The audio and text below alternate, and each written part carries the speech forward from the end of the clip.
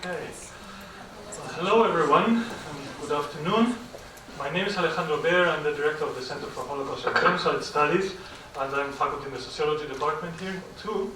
And on behalf of the center, and also on behalf of the Center for Austrian Studies and the Center for German and European Studies, all co-organizers and co-sponsors of this talk, I would like to welcome you all to this lecture and welcome our guest, Michael ROTHBERG. We really cannot think of a more genuine Minnesota welcome that we give Michael. He arrived yesterday evening, and we're still really thrilled that everything went smoothly and you're here today with us. I would like to thank also the other units that are part of the Seeking Refuge initiative. There's a flyer there if you're interested in the other events. This is part of a collaboration together with these three centers I've mentioned, and also the Institute for Global Studies, the Human Rights Program, and the Immigration History Center. Sponsors of this talk are also the Wexler Fund in Holocaust Studies and the Ohanessian Fund for Justice and Peace Studies of the Minneapolis Foundation. Let me briefly introduce Professor Michael ROTHBERG. He teaches, he's a professor of English and comparative literature and the 1939 Society Samuel Goetz Chair in Holocaust Studies at the University of California, Los Angeles. He works in the fields of Holocaust studies, trauma and memory studies, post-colonial studies, and contemporary literatures. His latest book is titled Multi-Directional Memory, Remembering the Holocaust in the Age of Decolonization. And everybody that is who is working in the field of memory studies have come across this book, read the book, or read most of the book. This book has become a classic in the field, in the interdisciplinary field of memory studies. And it's a book that has become a classic only in 8 years. It's a book published in 2009. He's also the author of Traumatic Realism, The Demands of Holocaust Representation, and co-editor of the Holocaust Theoretical Readings, together with Neil Levy. His work has been translated to several languages: French, German, Hungarian, Polish, and Spanish. And currently, Dr. ROTHBERG is completing a book called The Implicated Subject, Beyond Victims and Perpetrators, and together with Yasmin Yildiz, he is writing another book that focuses on the intersection between migration and confrontation with the Holocaust in present-day Germany. And this is the subject of the talk tonight. So without further ado, thank you, Michael, for being here with us today, and thank you all for coming. Please join me in welcoming Michael ROTHBERG.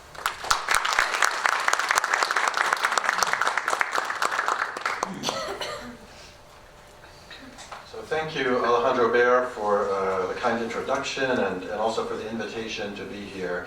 Thank you also to Jennifer Hammer for all her help with the logistics and everyone else at the center. Obligatory jokes about the weather aside, I really am happy to be here. Just open the water. I haven't been in Minneapolis in a couple of decades. I was here I spent one summer here during college, and I worked as a temp in the Humphrey School. So it's partly a return, but it's been quite a long time. As Alejandro mentioned, since I finished my book, Multi-Directional Memory, I've been working on two different book projects, and they're somewhat overlapping. The one I'm going to be talking about tonight, that's about how immigrants negotiate German memory culture. You'll find out more about that in a moment. The other one, is the implicated subject, is about how to think about historical responsibility in relation to people and groups who were not direct participants in the historical events at stake. In fact, immigrants to Germany, the group that I'm going to be talking about today, would be one of those groups. So in some ways, this project that I'll be talking about is also a project about how to think historical responsibility from the perspective of, let's say, non-direct participants, or implicated subjects, as I call them. The talk today has three parts. The first part of the talk surveys quickly some of the current discourse about immigrants, anti-Semitism, and Holocaust memory in Germany and Europe, which has been very much in the news recently. Some of you may have noticed that. The second part goes into a slightly longer history of some of those same questions and tries to establish a kind of resonance between immigration and Holocaust memory in the German context. And then the third section, longest section, is about the way that immigrants have actually engaged with Holocaust memory. So I go there to concrete examples from what we're calling the migrant archives of Holocaust remembrance. Okay. In summer 2015, a brief international scandal erupted out of a local German debate about educational policy. A group of Bavarian legislators proposed that all 8th and 9th grade students in the region should be required, as older students already were, to visit a Holocaust memorial site or a documentation center concerning the National Socialist past. A conservative politician, Klaus Steiner, objected. Many students of that age are not emotionally or cognitively equipped for such a visit, he claimed. Even more seriously, he continued, there are many refugee and migrant children in Bavarian middle schools, and, quote, it will take a long time before they can identify with our history. Children from Muslim families in particular have, quote, no access to our history, and thus have no need for such a memorial site visit. Steiner's objection was roundly criticized by local politicians on the left, Jewish organizations, and the Israeli media. Ultimately, the Bavarian education minister promised to uphold the proposal for visits by 9th graders.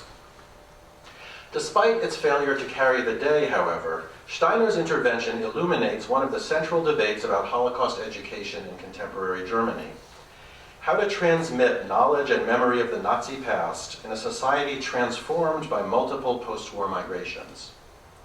Since the Steiner affair took place on the cusp of the large influx of refugees from Syria and elsewhere in the summer of 2015, the questions of memory, migration, and national identity it raised remain urgent.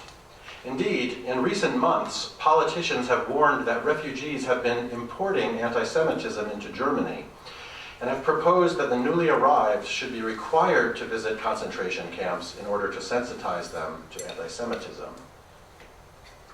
Although Steiner was criticized for trying to exempt migrant, especially Muslim children from Holocaust education, his basic assumptions about such children are widespread.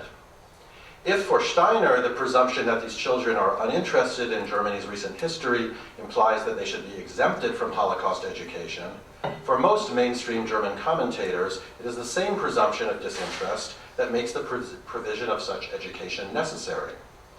Such children are routinely described not only as uninterested, but also as actively hostile to learning about the Holocaust and as anti-Semitic. Thus, for instance, in an article in the Berlin newspaper Tagesspiegel called Should Muslim Students Visit Concentration Camps? This article describing the Steiner affair ends not with a condemnation of the conservative politician's objectionable proposal, but rather with a quotation of Interior Minister Thomas de Maizier's warning about the rising number of anti-Semitic deeds by radical Islamists. The logic of the article is clear. Steiner's proposal is off base, not because migrant children should receive the same educational opportunities as other children, but because they are in even greater need of Holocaust education due to their susceptibility to anti-Semitic ideologies. My point in recounting this story is not to deny or downplay the existence of anti-Semitism among some Muslims in Europe, nor to suggest that all immigrant and refugee children are, contra Steiner, deeply interested in the history of the Holocaust. Yet, it must be pointed out, a remarkable displacement is at work. Anti-Semitism, authoritative studies demonstrate, exists in the middle of German society. According to a police report made available last month, and in fact publicized in the Tagesspiegel, 95% of all anti-Semitic offenses in 2017, a total of 1,377, were committed by right-wing Germans. In contrast, there were 25 religiously motivated, i.e. Islamist acts of anti-Semitism, 1.7% of the total. While statistics may not be a perfect way of getting at this phenomena, it seems hard to maintain the import theory of anti-Semitism in the face of this report. Additionally, in the guise of the political party Alternative for Germany, some of those anti-Semitic right-wingers have now entered the German parliament for the first time since the defeat of Nazis. Furthermore, despite the admirable official memorial culture that eventually developed in Germany, it would be a gross exaggeration to say that most Germans are dedicated to the study and remembrance of the Holocaust. Indeed, the far right regularly exploits resentment against the official memory culture. My point is thus that the Steiner incident and its press coverage tell us more about dominant German assumptions regarding immigrants and refugees than they tell us about immigrants and refugees themselves. The tenor of these assumptions is captured perfectly in a statement by a Turkish-German woman, Hava Jürgensen, who took part in a Berlin-based community project on Holocaust memory. According to Jürgensen, we often hear that the topic of National Socialism is not for us because we're immigrants. Just as often, it's insinuated that in any case, we are too anti-Semitic to be interested in this topic.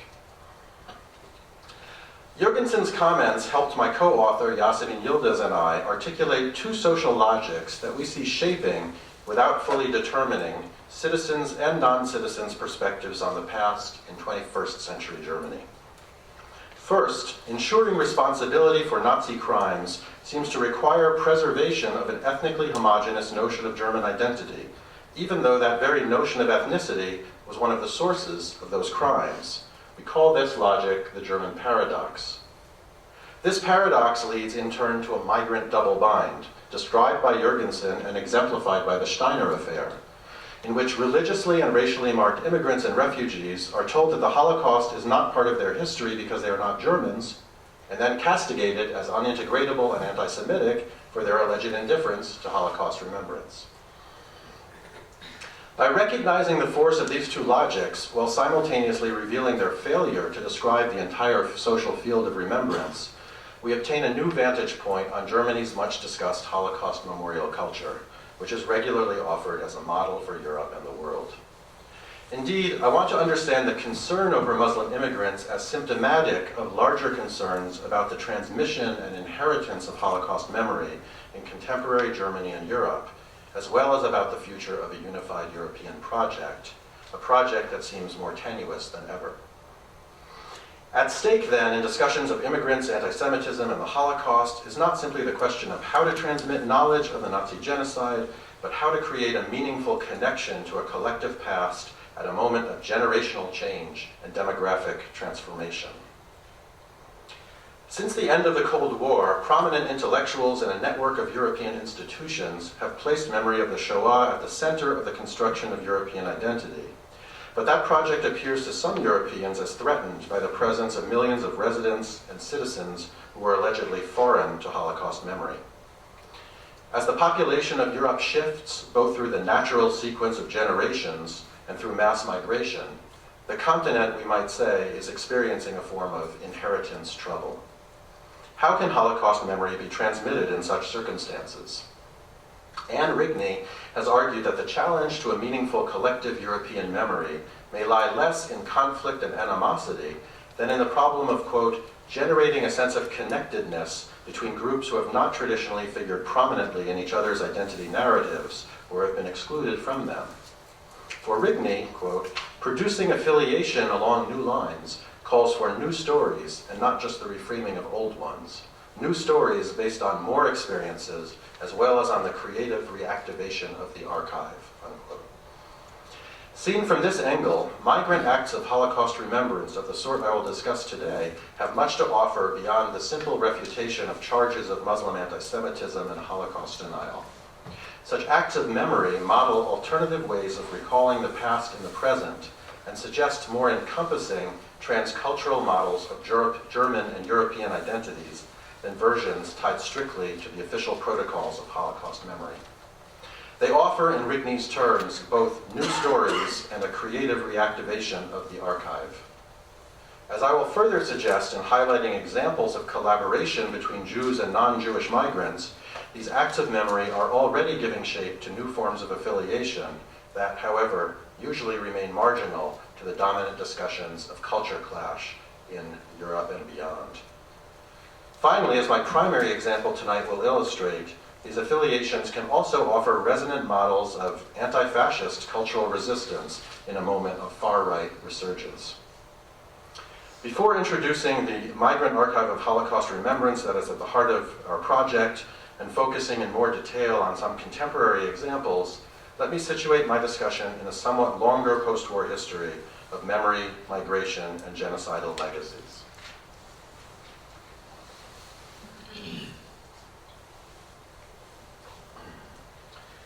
Although it is rarely remarked, the German and European focus on what Theodor Adorno famously called working through the past, Aufarbeitung der Vergangenheit, developed against the backdrop of post-war Arbeitsmigration, or labor migration. What became known as the guest worker program in West Germany emerged out of a variety of wartime and war-conditioned events, including the loss of adult men during World War II, the economic miracle of the 1950s enabled by the post-war Marshall Plan, and later the sealing of the border with East Germany. On the basis of bilateral agreements between the Federal Republic and other states, the program recruited workers starting in 1955 from Italy, Spain, Greece, Morocco, Portugal, Tunisia, and Yugoslavia. The greatest number of workers came from Turkey in the years after a 1961 agreement that closely followed the building of the Berlin Wall.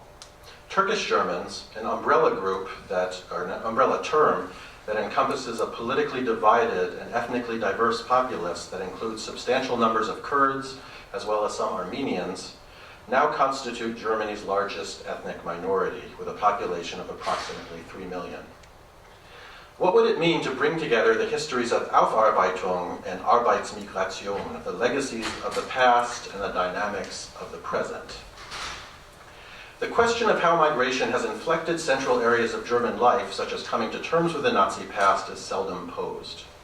Thus, for example, in an exhaustive 2002 survey of the history of memory in post-World War II Germany, the distinguished American historian Robert Mueller begins by remarking that, quote, "On the 8th of May 2005, Germans will commemorate the 60th anniversary of the end of the Second World War. By then, about 9 out of 10 German citizens will have been born since 1945. 10% or so of those living in Germany will be Turkish, Serbo-Croatian, Italian, Russian, Greek, Polish, or Spanish, at home in Germany, but with only the loosest connections to Germany's National Socialist past." Although Muller's first sentences emphasize the multiculturalism of Germany's present, he goes on to make the surprising claim that the various foreign nationals he enumerates have only the loosest connections to Germany's National Socialist past. A striking formulation indeed for people who trace their origins back to Poland, Russia, Italy, Spain, and the former Yugoslavia, places with quite concrete experiences of National Socialism. A brief look at the early period of labor migration reveals a much tighter connection to Germany's National Socialist past than Mueller assumes. Echoes of the past should not surprise us when we recall that, remarkably, just 10 years after World War II, West Germany began to import workers from former allies, enemies, and occupied countries, as well as from the non-aligned. There were, accordingly, material continuities that linked the new arrivals to the National Socialist era. For instance, Italian guest workers arrived in Munich in the mid-1950s on the same train tracks where a decade earlier Italian forced laborers, or Fremdarbeiter, had arrived. These guest workers were, in addition, often housed in barracks that had previously held slave laborers in the industrial subcamps of the National Socialist economy. Indeed, the same camp barracks were used to house in succession German citizens doing National Socialist-imposed labor service, forced workers from abroad, displaced persons at the end of the war, expellees of German ethnicity from Eastern Europe, and finally guest workers. Furthermore, the very language of the new guest worker migration could not help but recall a history that was barely past, as contemporaries were well aware. Paraphrasing a newspaper article from 1961 that takes up the term Gastarbeiter and contrasts it with the term Fremdarbeiter, historian Rita Chin writes, Quote, guest worker in this view rolled off the tongue more smoothly than foreign workforces and avoided the tainted association of alien worker, which the Nazis had applied to people used as forced labor. Meanwhile, at the Volkswagen factory in Wolfsburg in the early 1960s, guest workers replaced forced workers on the assembly line, and the general director warned his employees, quote, not to speak and write about barracks and camps. The word camp can call up associations that in the interest of all involved, we would like to avoid. Unquote. Migrants from different national contexts brought with them different relations to the German past. They were also often well aware of the awkwardness of their presence. Consider, for instance, the narrative that emerges when one former Yugoslavian guest worker recounts to the artist Margareta Kern what it was like to come to Germany in the late 1960s. We were all feeling slightly guilty for going to Germany. All of us were seeing the traces of the Second World War around us. There wasn't a single building that didn't have holes from the bombing. There were many old men without parts of body, hands, legs, eyes, and there were many old women walking dogs alone with red hats. This, on one hand, grounded us. We could see that there are no longer any SS soldiers around, and it is not like we saw in the partisan movies. But in our people, a desire stayed to prove themselves, to be better than the Germans, to be an honor to the partisans who died fighting the enemy.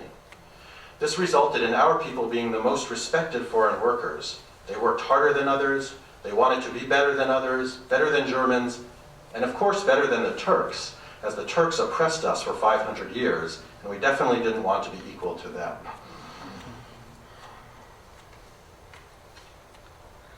In the memories of this former migrant worker, we find the farthest thing from a loose relation to the past. On the contrary, various historical tensions mark the woman's complex attitude toward being in Germany, including not just the National Socialist past, but the legacy of the Ottoman Empire. For this witness to German history at least, the past was all too present in the haunting absences that marked the people and buildings of the post-war landscape. Not all immigrants, and especially not those from Turkey, would have had such direct links to World War II. But even for labor migrants without a personal memory of the war, being in Germany so soon after the National Socialist period and Holocaust would have been a source of anxiety, because such migrants were entering a society with a recent experience of extreme hostility to various racially and nationally defined groups considered foreign, and they were entering at a time when very little working through of that history had yet taken place. As Joachim Putzmann, who worked at the Siemens factory in Berlin in the early 60s, when Turkish workers first came en masse to Germany, put it years later, after the appalling years of the Nazi dictatorship, it was my opinion that foreigners would not want to live here for an extended period of time. I was even astonished that they came at all, and indeed helped us after all the evil for which we Germans were responsible. Putzmann's sympathetic memories represent a relatively rare example of insight on the part of majority society about the intersecting trajectories of migration and coming to terms with the past, with the Nazi past. Putzmann's comments also help reveal that beyond mere temporal overlap, the kernel of convergence between the histories of migration and coming to terms with the past lies in German society's ambivalent engagement with minorities and questions of cultural and racial difference. As the field of material and mnemonic interrelatedness sketched by these early examples of historical resonance suggests, Germany's post-war migration history has contoured the field of remembrance for those considered native as well as those considered foreign. On the one hand, non-migrant majority Germans have lived out their relation to the legacies of National Socialism among minority guests who have sometimes served as displaced reminders of the crimes of the past. And here's just a small indication of that. This is a bit of racist propaganda that a friend found on the streets of Kreuzberg a few years ago. And as you can see in the first, on the top there, it reworks an anti-Semitic slogan. It says, "The fatherland is calling, Turks are our misfortune," right? Referring to the very famous Jews are our misfortune statement that was common in the Nazi period. We actually showed this to some experts in kind of neo-fascist propaganda, and they thought this was an authentic propaganda document. On the other hand, for the guest workers and their descendants, as well as those more recently arrived, Syrian refugees, Jewish immigrants from the former Soviet Union, among others, migration has meant life in a new national context saturated with the memories and material residues of a recent and terrible history. And just one emblem of that, much has been made, and rightly so, of the welcome culture that developed in Germany in 2015 with the influx of refugees. But at the very same time, and I think it's sort of become the dominant response, is something closer to this, which is the firebombing of what was supposed to be a refugee residence. And this is happening basically every day. I cited earlier the number of anti-Semitic incidents that took place last year in Germany, which was around 1,400, and the exact same number of incidents took place in terms of attacks on refugees and refugee sites of this sort.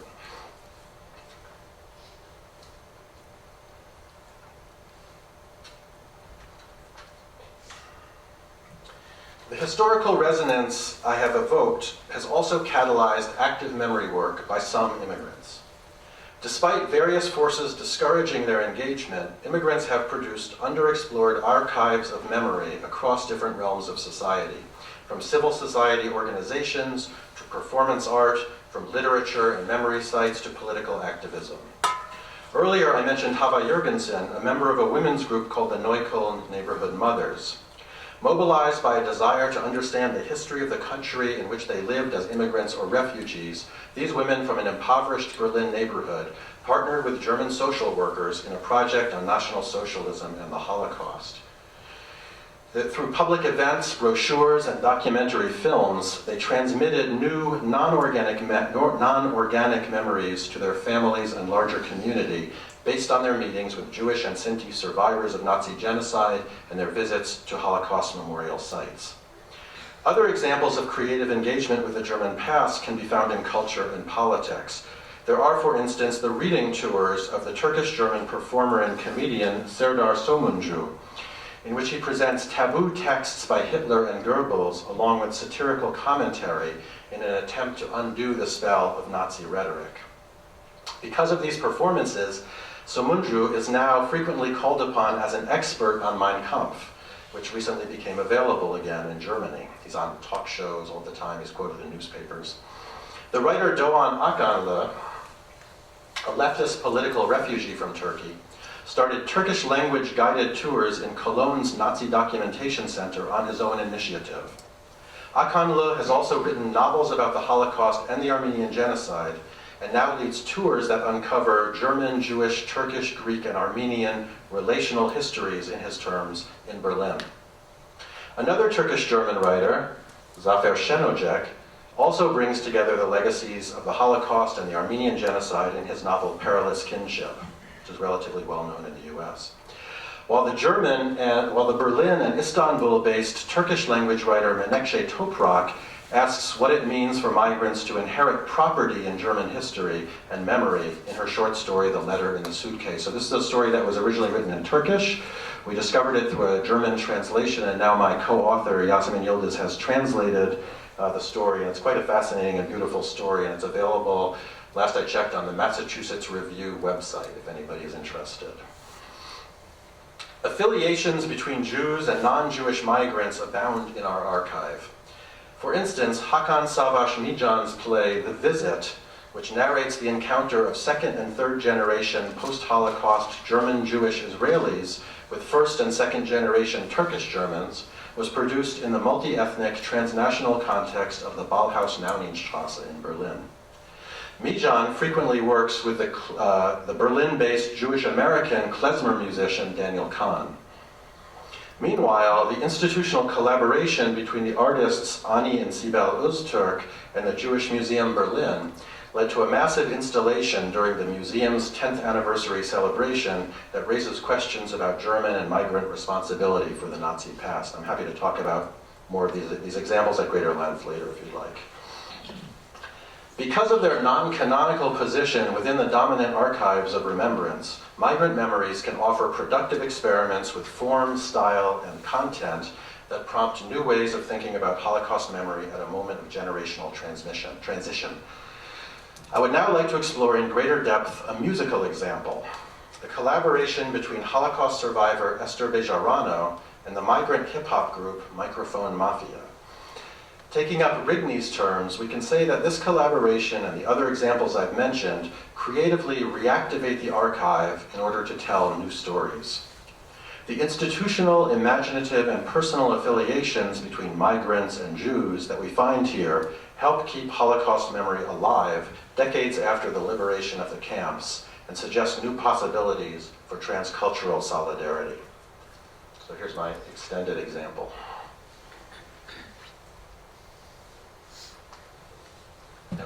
Never again war, for those who don't read German. And mir sehen da, I'll come back to that, to the slogan there in a moment. In 2007, the Cologne-based rapper Kutlu Yurtseven received an invitation from the Confederation of German Trade Unions to contribute to a project aimed at steering youth away from right-wing extremism. The project sought to counter young people's attraction to neo-Nazi-inflected music by providing a progressive alternative to the schoolyard CDs distributed by the far-right German Nationalist Party. Knowing that Yurtseven ran hip-hop workshops for youth where they worked with texts by Schiller and Brecht, the unions asked Yurtseven to create raps with lyrics based on concentration camp testimonies and diaries. As a teacher, musician, and anti-racist activist, Yurtseven liked the idea of the project, but was concerned about how others might respond to a Turkish-German rapper transforming Holocaust texts into rap lyrics. Such a mixture of pop culture with a history widely considered sacred could appear sacrilegious because it seems to violate the norms of decorum associated with the Nazi genocide, especially if the sole initiator is someone allegedly without a link to the history and marked by what we call the migrant double bind. Acknowledging the contested nature of his relationship to the National Socialist past, Yurtseven decided to seek out collaborators. He contacted the Hamburg-based Bejarano family, which had been performing together for 2 decades in the Jewish music ensemble Coincidence. Coincidence features the Holocaust survivor Esther Bejarano, now 93 years old and going strong, and her 2 children, Edna and Yoram. Esther Bejarano comes from a musical German-Jewish family and owes her survival of Auschwitz to the fact that she was chosen to perform in the camp with the Nazi-created girls' orchestra, the Mädchen Orchestra. After the war, she lived in Israel for 15 years and then returned to Germany in 1960 with her husband Nissim and 2 children. After being confronted with neo-Nazis in late 70s Hamburg, Bejarano became politically active in various progressive organizations, such as the Federation of Anti-Fascists and the Auschwitz Committee of Germany, which she founded. When Yurtseven first made contact with Esther's son Yoram, Yoram was, according to both men, skeptical about rap music. Yoram sent Yurtseven a Coincidence CD, and Yurtseven introduced Yoram to the music of Microphone Mafia, the politically conscious rap group he formed with Rossi Penino in Cologne in 1989. When Yurtseven later called Esther Bejarano and introduced himself as a member of Microphone Mafia, Bejarano initially reacted with indignation. The Mafia? I don't want to have anything to do with the Mafia.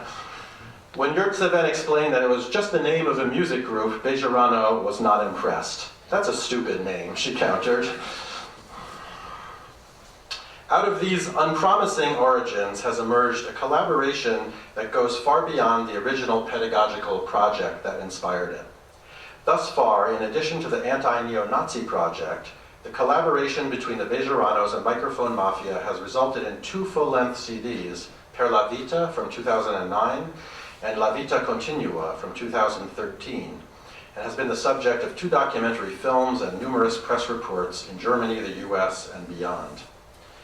Live performance is an important part of the collaboration, and the group has performed together hundreds of times in the last decade throughout Germany and Europe, and most recently in Cuba.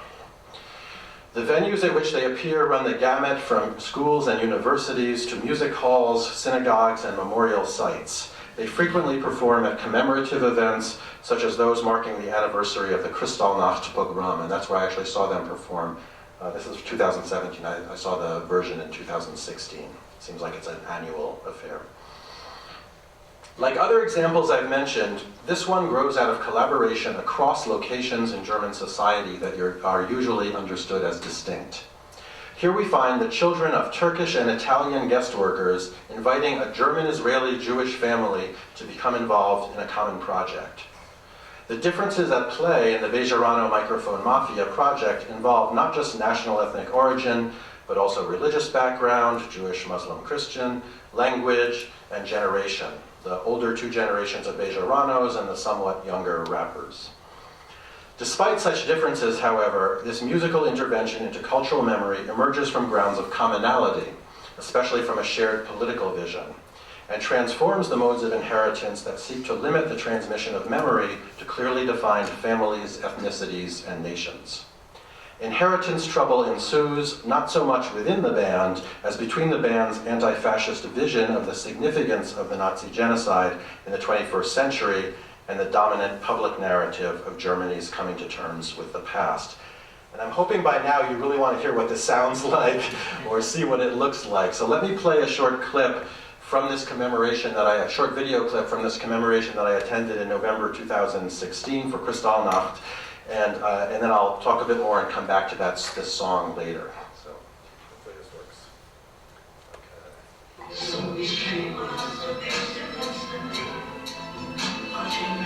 This is a partisan anthem from the Vilna Ghetto.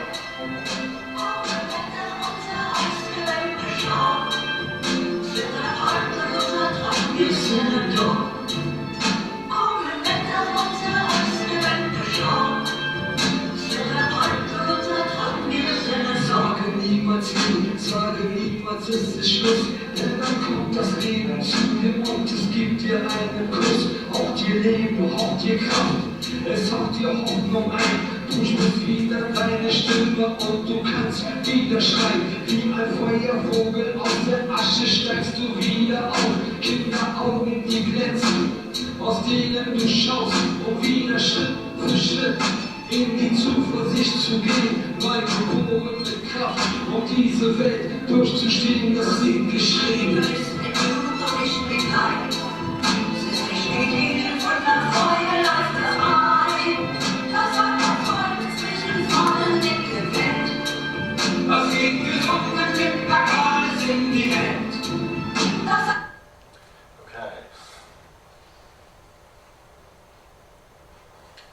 The music and performances of Bejarano and Microphone Mafia, whom I'll call BMM in shorthand, mix languages, musical styles, and historical references. The group contributes to the renewal of Holocaust memory cultures in various ways. First of all, BMM produces specifically musical memories. Their performances remember the Holocaust by adapting songs written in the Nazi-created ghettos, like this anthem by Hersch Glick from Vilna. This musical work of memory is decidedly multi-directional. Their performances also remember workers' resistance songs that predate the Nazi period, Bella Ciao, and their lyrics respond to racist attacks on minorities, immigrants, and refugees that took place long after the defeat of National Socialism. The publicity garnered from the group's unexpected composition also helps circulate remembrance of the Shoah beyond the music itself. Although Bejarano was already a public figure before she joined the rappers while in her 80s, her recent activities have led her story to be retold in numerous prominent media outlets. In addition, the surplus interest that Bejarano's story gathers through her association with Microphone Mafia has helped create an audience for an unpublished memoir she wrote long before the collaboration. Published in Germany in 2013, the memoir was given the subtitle From the Girls' Orchestra of Auschwitz to a Rap Band Against the Right, a sign of how her collaboration with Microphone Mafia has become a way of distinguishing her story from the many other Holocaust memoirs available today. Microphone Mafia, in turn, gains new exposure from audiences who would not usually pay attention to hip-hop. You could see that a bit, I think, in the Hamburg scene. The effects of the collaboration are thus reciprocal and produce new audiences and communities.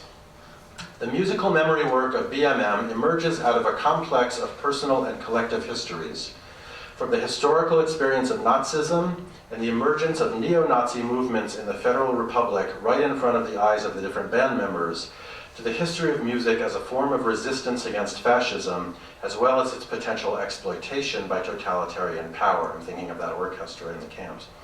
The songs that embody this memory work often bear within them these layered histories. Take, for example, Zu eins, zwei, drei from Per la Vita.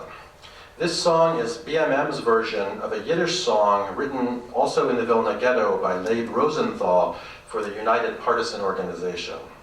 But Rosenthal's song is itself a version of the Einheitsfrontlied, a 1934 song about workers' unity written by Hans Eisler and Bertolt Brecht. Rosenthal adopted Brecht's German lyrics into Yiddish, transforming the direct references to the proletariat into reference to the ghettos, thus importing a specifically Jewish content relevant to the unfolding genocide. BMM then retranslates the song again. On Per la Vita, the text of the verses is rewritten and rapped in German by Kudlu and Rossi, while Esther sings Rosenthal's chorus in Yiddish.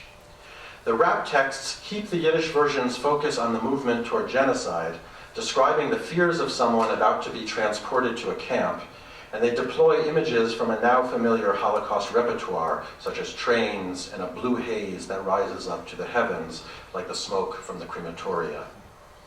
Although the instrumentation for Zu eins, zwei, drei is primarily electronic, as on all of BMM's songs, it draws quite directly on Eisler's version, especially in the chorus's rolling snare drum. Yet, while in the original Song of Unity, the drum suggested the marching of the united proletariat, now it suggests the forced march of Jews on their way to deportation. At the same time, in both Rosenthal's version and BMM's, the forced march also creates the conditions of possibility for resistance. In the partisan song, Rosenthal calls on another rhythm that forces its way into our ears, brings all those who are enslaved into our rows, and teaches them where we're going and why. Similarly, Rossi follows references to the blue haze and the merciless silence that accompanies it with affirmation. This here is Per la Vita, and what wins is the will. Rossi's phrase treads disturbingly close to the Nazi triumph of the will, yet also calls on the Yiddish, German, Italian resistance slogan under which the musicians perform, for life, für das Leben, per la vita, etc. BMM's second CD, La Vita Continua, offers an even more militant version of resistance while putting greater emphasis on the cultural memory of the Holocaust and emphatically creating links to the present. It begins and ends with versions of two songs that, like Zu eins, zwei, drei, are taken from the archive of specifically Jewish Holocaust-era partisan anthems. Sag nicht kein Mal by Hirsch Glick and Mir leben ewig, another Leib Rosenthal song, both from the Vilna Ghetto. BMM's version of these songs works similarly to Zu eins, zwei, drei, which is to say that they preserve elements of the melody and some of the texts from Yiddish while supplementing them with rap texts in other languages. In the case of Sag nicht kein Mal, that was the video that we saw earlier, Never Say, the rap segments are both in German and build on the original text's expressions of hope and rebirth in the face of history's leaden skies. BMM's version repeats the five-stanza structure of the original with no chorus, but a repetition of the first and last stanzas sung in Yiddish by Esther. Esther's Yiddish verses preserve the original lyrics that state that this is a song written with blood and not lead, and sung by a people between falling walls with weapons in the hand. The song ends in Yiddish with the assertion, Wir sind da, we are there, we exist. The same assertion, we are there, concludes Mir leben ewig, we'll live forever, and thus the second BMM album. This song consists of a single verse and a consistent message of obstinacy in the face of a world that is burning. Esther Bejarano's preferred title is Wir leben trotzdem, we live despite all. The BMM version repeats the full Yiddish stanza 3 times and in between places 2 rap segments. So let me play you now maybe a 2-minute clip from this song. I want you to hear not just the Yiddish by Esther, but the different rap lyrics that emerge here.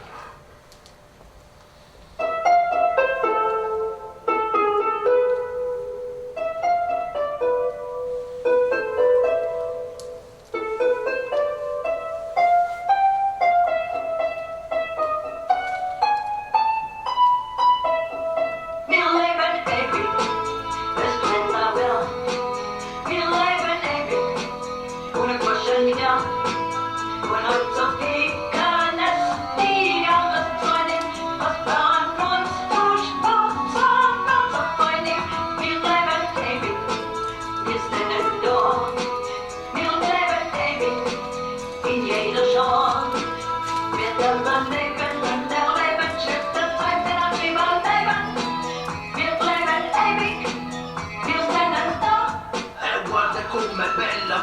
Gusce, gomma, caramelle, birra, gomma, bene, bene, bene. Vogliamo vivere senza sti pensieri, ringraziamo a Dio che stiamo qua e non vogliamo stiamo a dignità, perché il tempo corre, corre, corre, facciamo troppo errore, siamo nati per morire, siamo nati per campare, nati per soffrire, nati per cantare, nati per pulire la libertà, nati per fuire la tranquillità e sta lotta e l'orgoglio e dignità, e mi voto che voglio per dedicare sta canzone qua all'umanità e che sta bella grande vita. Wir leben ewig, ohne Question, ja, und Utopie kann es nie anders sein, was an uns durchkommt, uns aufbringen. Wir leben ewig, wir stehen da, wir leben ewig, in jeder Chance, wir werden leben und erleben, schickt der Zeit, den wir leben, wir bleiben ewig, wir stehen da.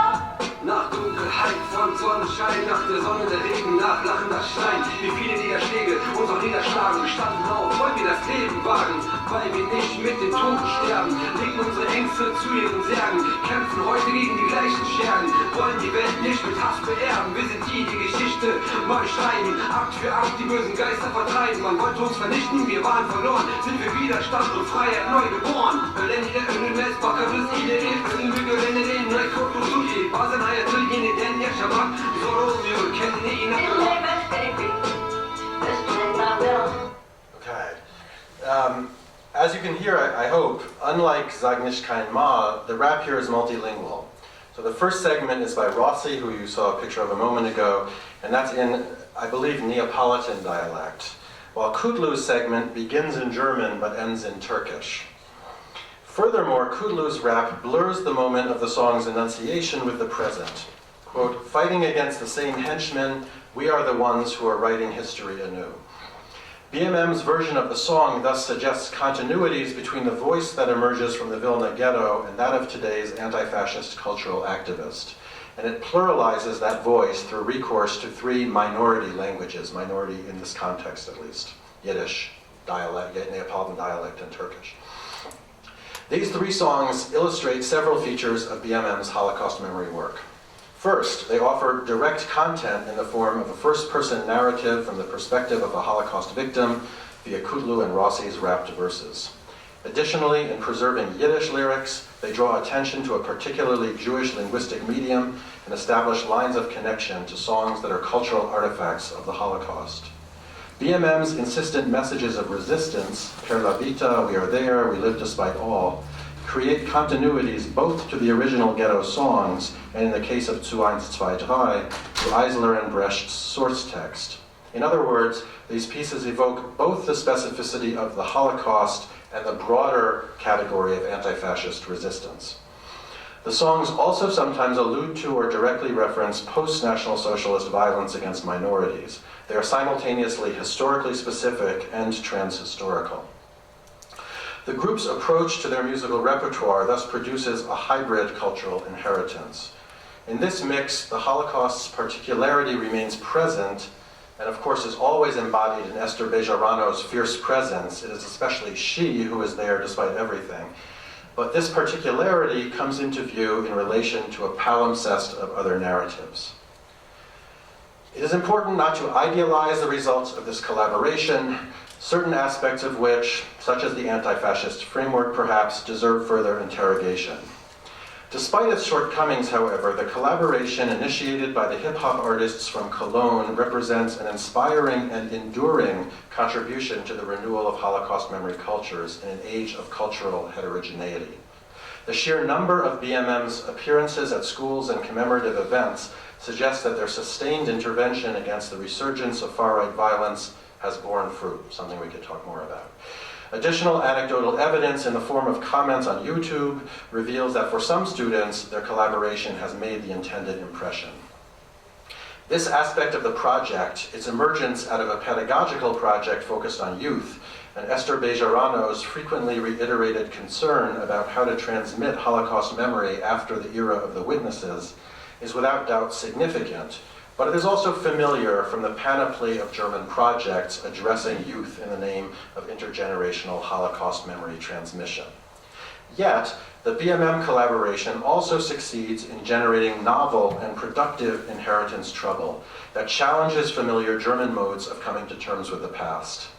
We find, for instance, a consistent recasting of kinship and family in the collaboration that extends beyond the homogeneous notion of ethnicity that persists in Germany. In an interview, Kutlu describes Esther as the resistance grandmother and himself and Rossi as the resistance grandchildren. On stage, he regularly refers to her as Mutti, mommy, and treats her with the kind of care one would expect from a doting son or grandson. This vision also finds expression in BMM's song lyrics, which speak of 3 generations of soul-related people. While undoubtedly a product of genuine feeling, this kind of chosen family also carries a clear humanistic political message. At a 2009 performance in Hamburg, Kutlu recounts that, quote, "This is not just a musical project. I mean, I talk on the telephone more often with Esther and Edna than with my own parents, and that's a good thing. Here people have come together who belong together. And if we belong together, then the whole world belongs together. No matter what religions, what culture, what language. We are the future." Although this universalistic message may not sound especially radical, it is important to remember the context, one in which the idea of a so-called Muslim immigrant embracing a Holocaust survivor, literally and metaphorically, is all but unthinkable. Beyond that, Kutlu's pronouncement also contains 2 sly historical references. The phrase, "people have come together who belong together," echoes a famous sentence by former Chancellor Willy Brandt. The morning after the opening of the Berlin Wall, Brandt proclaimed, "Now we are in a situation in which what belongs together is growing together once again." Yurtseven appropriates Brandt's organic metaphor of a natural, national, and perhaps ethnic becoming, and adapts it to describe instead an unnatural, cross-minority collaboration in which the hint of biological necessity, that which grows together, is left out. Perhaps reinforcing this refusal of organic belonging, Yurtseven's words also reference the 2001 coming out of Berlin's mayor Klaus Wowereit, who famously said, "I'm gay and that's a good thing. Ich bin schwul und das ist auch gut so," which is a phrase that has become repeated often in contemporary Germany. Taken together, these citations of 2 phrases well known to contemporary German speakers confirm that the band deliberately puts forward a non-normative conception of minority belonging. Insofar as BMM creates an alternative lineage of Holocaust memory through a kinship constructed on anti-racist and anti-fascist resistance instead of a normative ethnic or national identity, they confirm Fatima El-Tayeb's argument that Europe's radical post-migrant and minority cultures produce a queering of ethnicity. Queering ethnicity involves alternative community building that contests the restrictive essentialist modes of Europeanness that remain dominant in Germany and across the continent. For El-Tayeb, this contestation finds expression in a constant mixing of genres and styles, an apt description of BMM's musical memory. The challenge to purist conceptions of identity thus results in new forms of cultural memory and historical understanding. Like the subjects of El-Tayeb's study, the members of BMM speak as minorities in Europe about European histories of race. They both draw attention to contemporary racist conditions and find new ways of talking about the genocidal violence of the past. In addressing that past, BMM situates itself at an angle to one of the contemporary world's most highly developed memory cultures, Germany's public Holocaust memory. Indeed, the memory work of Bejarano and Microphone Mafia challenges the dominant German model of coming to terms with the past in several interlinked ways. First, it emerges from subjects who do not or cannot follow the usual script of embracing responsibility for the genocide, and definitely do not speak as repentant perpetrators.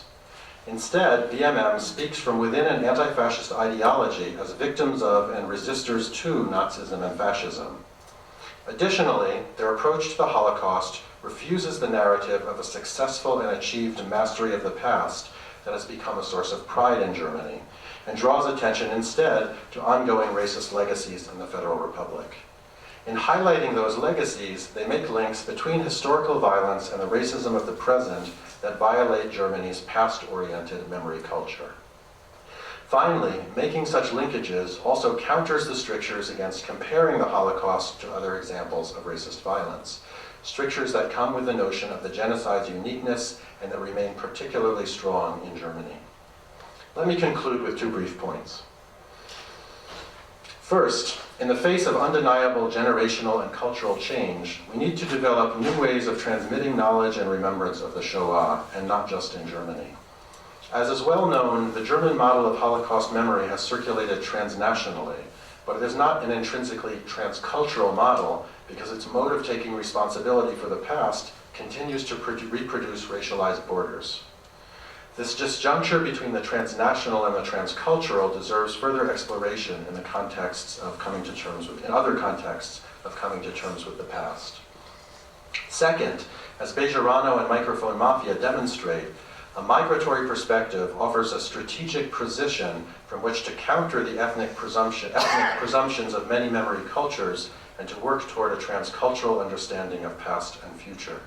Together with the larger migrant archive of memory to which they contribute, this multi-ethnic, multi-generational musical collective actively assumes responsibility for transmitting Holocaust memory, but refuses to reproduce the boundaries of a nation, continent, or civilization. In place of the ethnic imagination of inheritance that dominates in Germany and beyond, Bejarano and Microphone Mafia offer us a productive form of inheritance trouble. Thank you.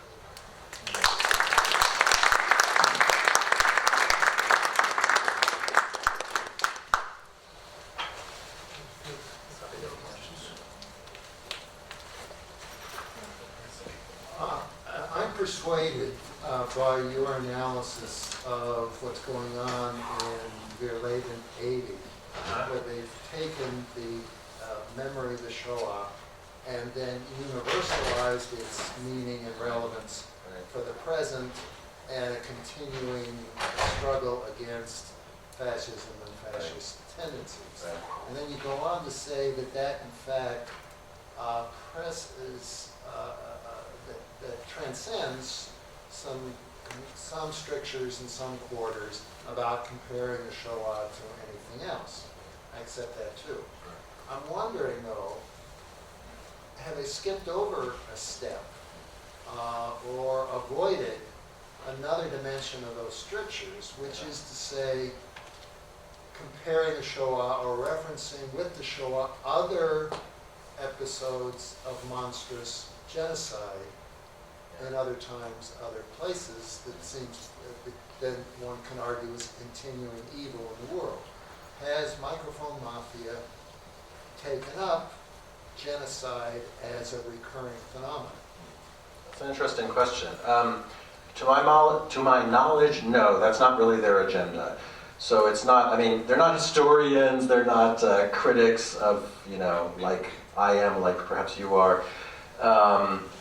It doesn't seem to me that they see their project as an exploration of genocide in its kind of world historical, in a world. But then they're keeping their project within a German frame, a contemporary German frame. Yes and no, I guess. Yes and no. I mean, in some ways, I think it is largely addressed to a German audience. I think that's true. I mean, and I sort of tried to explain why that would be so in describing the origins of the project. In this kind of pedagogical project. And even though they've gone beyond that particular pedagogical project, there still is a strong pedagogical dimension, which is often aimed at a German audience. And yet, they travel beyond Germany. This Bejarano's memoir was actually published first in Italian. I really don't understand exactly why, through personal contacts, I guess. And they've performed there, like I mentioned, they were invited to perform in Cuba. In January of 2017, so they performed there. I don't exactly know what happened when they went, or what they made of that. So yes and no. I mean, I guess what is interesting to me is I think they balance to a certain extent, maybe not balance perfectly, but in any case draw on both universalizing dimensions.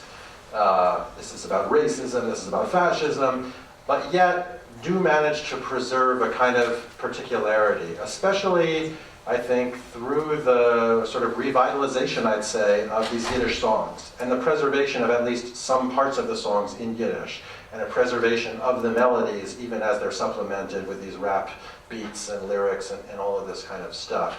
So I do see them working between more universalizing tendencies and more particularizing tendencies. I actually think that's a productive way of doing this kind of work. But no, they don't address every aspect of historical evil. And I guess it seems to me that would maybe be asking too much of them. And they do go, I mean, they draw on an archive that is not just German, obviously, right? These are not German songs. These are Yiddish songs that come from Vilna, what have you. They perform Italian anti-fascist songs as well, some of them from before World War II, so there's that dimension. Rossi Panini, who's one of the rappers, has actually recently retired, and now, as has Edna Bejarano, as far as I can tell, so it's down to the three of them, Kutlu, Esther, and Yoram, but it still preserves the kind of interesting mix. But this kind of Italian anti-fascist legacy is also present in the group as well. So it goes beyond Germany, but you're right that it's primarily centered on that context. Yeah. Leslie. So thank you very much, Michael. This really it was very rich. I want to come back to the title of the book project, Implicated Subjects, and that's my other book, but this one is called Inheritance Trouble. But you can still ask me about that. Ask your question anyway. All right. Well, you know, I was thinking as well the whole time. I think the other term for me that always haunts this very discussion, and I kept coming back to it as you were speaking, is one I find so deeply troubling and actually irritating. And that is, in Germany, the use of the migration background, the Migrationshintergrund, which is both a euphemism and a displacement. But I really think, though, the way its very presence, though, in all debates and all discourse about it, it keeps coming back to that. So yes, I was merging that and the implicated subject, and was curious just what you would have to say about that, and if, in a sense, there's a kind of recuperative project at work here, and I was wondering if somehow it can then take into account the language with which inevitably becomes part of that project, and it seems to me that is still such a stumbling block in Germany. So you're saying that in some ways we are reproducing the fetishization of a migration background by... No. Yeah, certainly. I mean, on the one hand, it comes back then, to questions of blood and family genealogy and so on. But I'm actually more interested in how it circulates in discourse. That's really my question. The language of it, yes, sure. Exactly. And what is then the mechanism then for escaping that in that sort of prison house, in a sense, of such a firmly it is so entrenched in the German psyche and in the language. So how can we move past that? And I guess the other question is, I would love to see then a rap song that would sort of undo, disseminate, diasporize the term migration background. Not that they necessarily have done that. So I'm not sure if they have or they haven't. Somebody should do it. It's a great question. I mean, I think it's important to draw attention to the historicity of these terms, right? Migration background now is an obvious seeming term. It wasn't always there. It's a fairly recent invention. No doubt it will be replaced by something else. Gastarbeiter, right? I mean, there's a whole language here, and I tried to draw attention a little bit to the problematic nature of some of these terms and the way that they both carry and negate different kinds of historical resonance. I think, so the language question is there. I mean, none of the people that we talk about would ever use in a serious way, the phrase Migrationshintergrund, right? They would not describe themselves, without irony, at least, I think, with those words, and yet they often they are drawing attention to histories and experiences of migration, and not always in an autobiographical sense, but sometimes in an autobiographical sense. And so I think it's a complicated negotiation, and I don't think that all of the subjects of our work would necessarily agree with the way that we talk about them, right? I would have to admit. And some of them, and my sense is that a lot of I think there are differences among the people that we know, among the people that we know in how they negotiate with this question. And so there's a young writer we know named Denise Udlu, writes in German, he's a German writer, lives in Berlin. you know, his work often has a lot to do with migration and questions of migration and cultural difference. He would not describe it necessarily in those terms, right? He would refuse that kind of fetishization and reproduction of the ethnicizing category. And that's important for a lot of the people that we're talking about, even as they bring into the public sphere in new and interesting ways questions of migration that are largely either ignored or kind of fetishized and reified, I guess, in German discussions. So I think it's a kind of, it's a complicated dance, I suppose. I think for us, you know, that it's more important to bring migration into the frame than it is to simply move directly to a more universalizing discourse, which would say we're all German, or we're all human, or we're all whatever, writers and artists or whatever, that the traces are there in various projects that we're looking at, and you can't simply get around the language, even if the language is necessarily limited and limiting in a lot of different ways.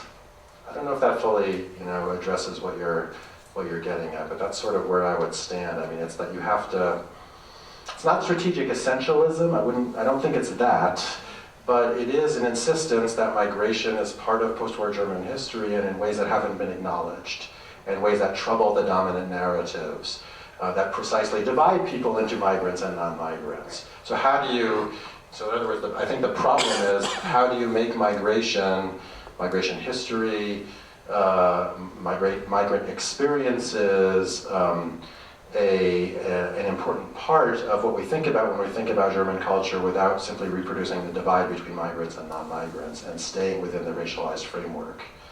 I think it's hard. I think Fatima El-Tayyeb's work is about, I think the queering ethnicity idea is an important one. And she, I think, then switches more to a language of minority than of migrant. And so some people do that. That comes with other problems, I think. So I think there's no perfect solution, but being self-reflexive about the language is important, because the categories are real, even if they're not transparent, let's say. Yeah. Thank you. This was a fascinating lecture. I actually grew up in the Germany of the West Germany of the 60s, 70s, and the 80s. Yeah. So I'm aware of Vergangenheitsbewältigung until Adorno. However, there are 18 million Germans in East Germany who did not necessarily go through that same process. In my view, one of the crucial events that made anti-Semitism or xenophobia salonfähig, I don't know what the English word is for that, or in some ways accepted, was unification. And since then, we see much more of that unapologetic nationalism again creeping into the German discourse. I did not see that in your lecture, in your arguments. How do you view that? And I mean, I may add, I spent the first 8 years in my academic career in East Germany, so I moved from West to East Germany, and one of the first things that I heard from the people I was working with was the fear of being overrun by all the Turks that would now be able to come to East Germany. They should be so lucky. No, so there was not a single Turk in Hala al-Ghazal. Of course, But so these things I think play a huge role today in what is happening in Germany. What is your take on that? I think that's true. I mean, I think that's true, but I don't want to also, I think there's sometimes a tendency to scapegoat East Germans as if they were the source of all problems in contemporary Germany. I don't think that's true either, though it's true that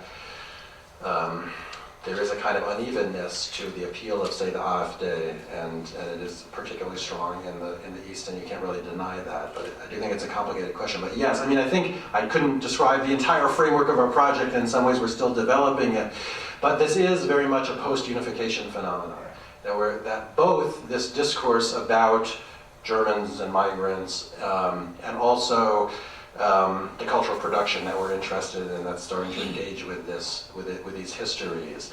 And so the way we're thinking, I mean, it seems like, as we're developing the argument, I think that the German paradox is older and more long-standing, right? So there has been this sense that German ethnicity is something that has to be preserved in this claiming of responsibility. And I think that precedes in the West, right? In West Germany, I think that precedes the moment of unification.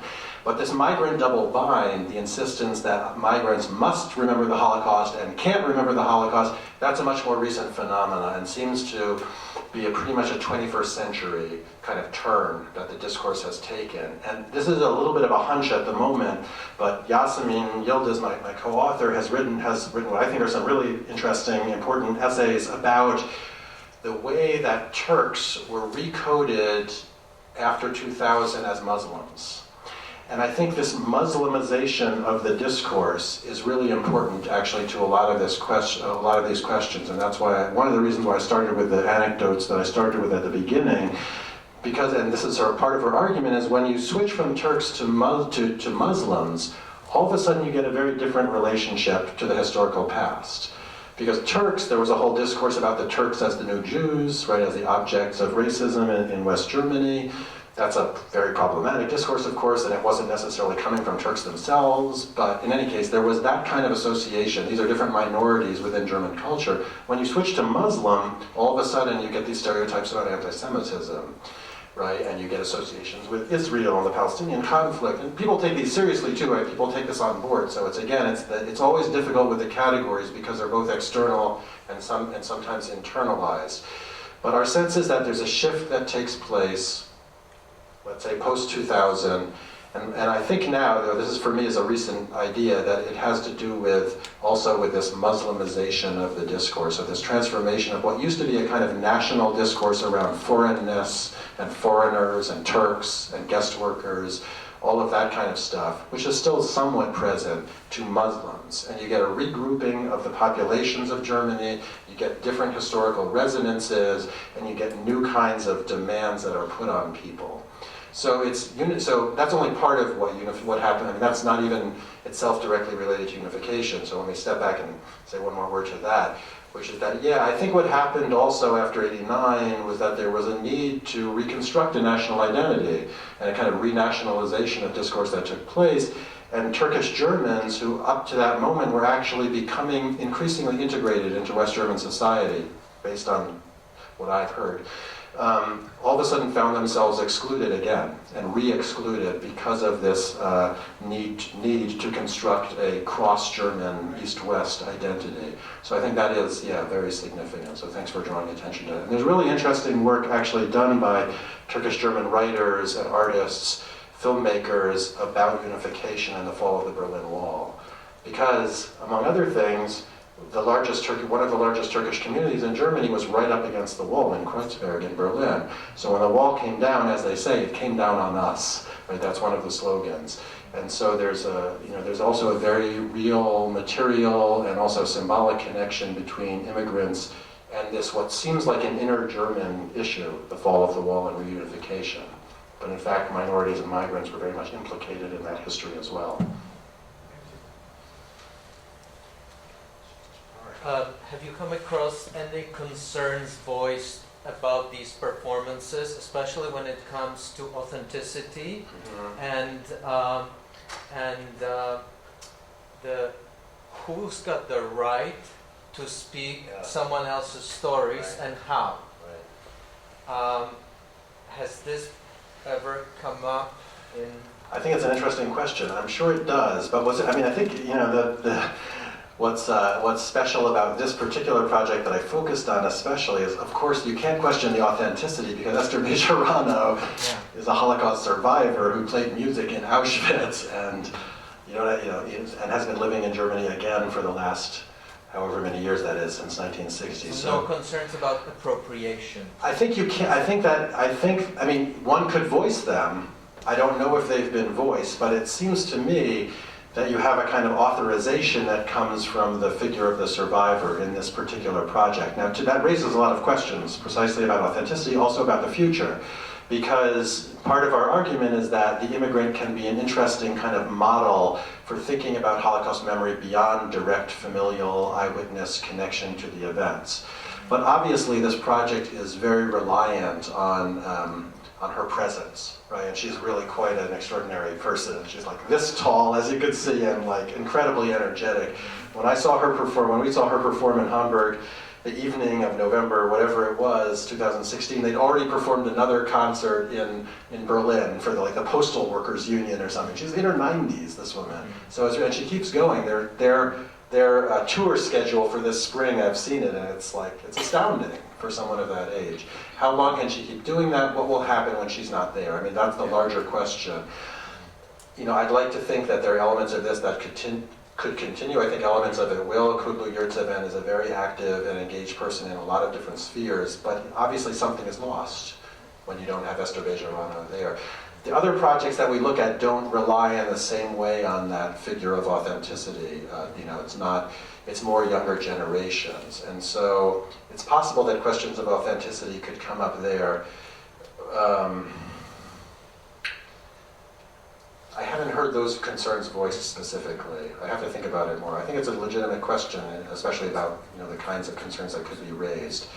But most of all the works are very different from each other within our project, so it's hard to generalize. But I don't think the question of appropriation is going to be so central to most of the projects because they don't try to appropriate. They don't, for the most part, try to stand in the place of the survivor or what have you. In some ways, this is the closest, but because she's there and part of the project, I think it kind of disarms that critique. But the other ones are much more about, different generational issues, and so they're not about Turkish Germans trying to occupy the positions of Jews, even though that is an important element of the discourse.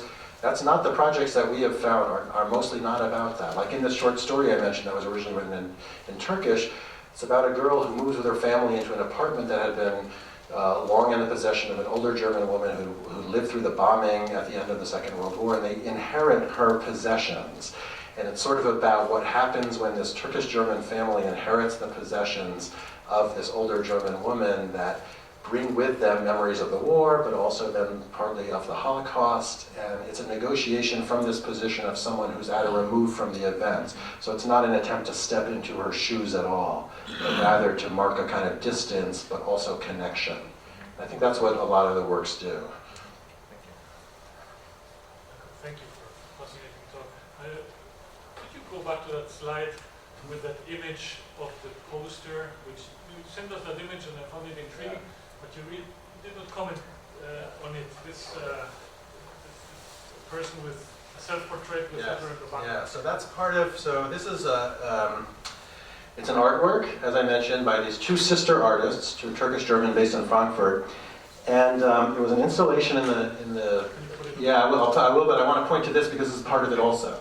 It's an installation in the Jewish Museum, a kind of a whole large hallway where one wall was completely filled with a kind of collage of images, and then across the hallway, or across the room, there were also these kind of imaginary political posters and whatever you call those, signs that you hold at protests and sort of. So this is actually part of that project as well.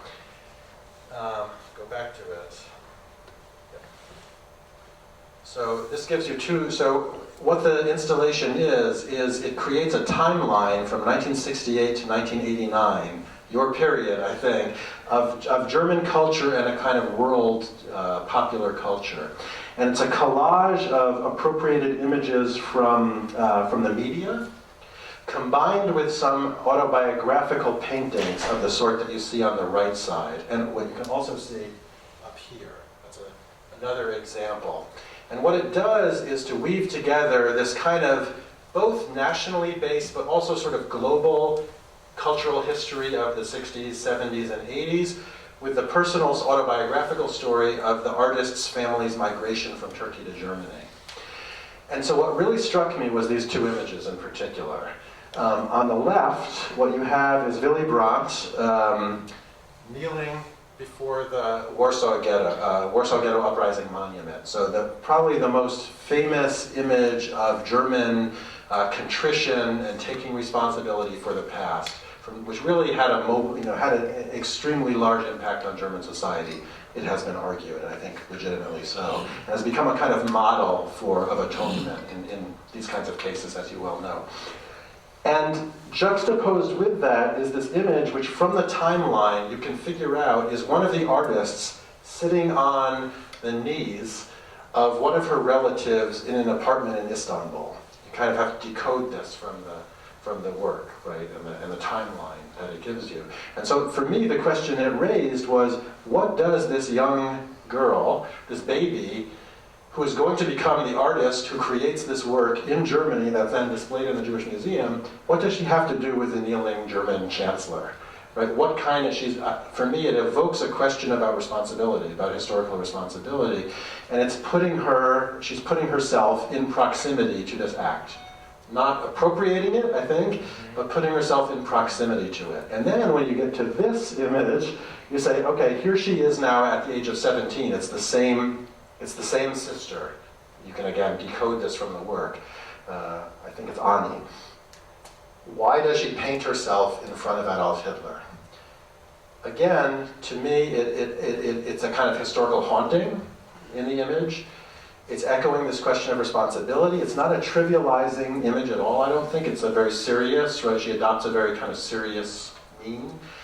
But what's interesting about it is, what is she doing in front of Adolf Hitler? Well, if you look down the wall at this installation, what you find is that this is an image that comes from her vacation to London in like 1987 or something like that when she's 17. It's the Wax Museum. So she's posing in, so it's a painting of a tourist snapshot of a wax icon of Hitler. And how do you take that, right? I mean, how do you take that? I think there's a doubleness to it, right? That on the one hand, it's a commentary about the commodification of the past, about the global circulation and mediation of images of Nazism, right? But I also think it's a serious thing. It's a kind of adoption of this figure into the family album, which is sort of what this project also is, right? It's a sort of, I argue it's sort of about the album and the lexicon, to use the terms that Harold Wexler uses in the study of German family memory of the Holocaust. And so there's the lexicon of global events, and then there's the family album. And in some ways it's a kind of integration, and I take it as a serious integration of this story into the family album, at the same time that it's a commentary on the commodification and global circulation and trivialization, to some extent, of images of the Nazi past. So I think it's a kind of, to me, it's a highly suggestive work. This is my interpretation of it. Certainly, you could think about it differently. There's a lot of other stuff going on, in the images as well. But I think it's interesting in relation to the Bejarano Microphone Mafia project, actually, because where they are authentically anti-fascist in their discourse and earnest in their anti-fascism, they quote anti-fascism, but it's at something of an ironic remove. And so partly that just shows there are different modes of confronting this history. They each have strengths and weaknesses, I suppose, but that's what I think is going on in this work. Well, then we'll have a reception outside, and I would like to invite you all to come to that reception, and you can ask the question over there. It's right outside. Right? So let me thank you all for coming, and thank Michael for coming all the way from sunny California to the snowy to this place. And thank you. It was a pleasure having you. And thank you all for coming.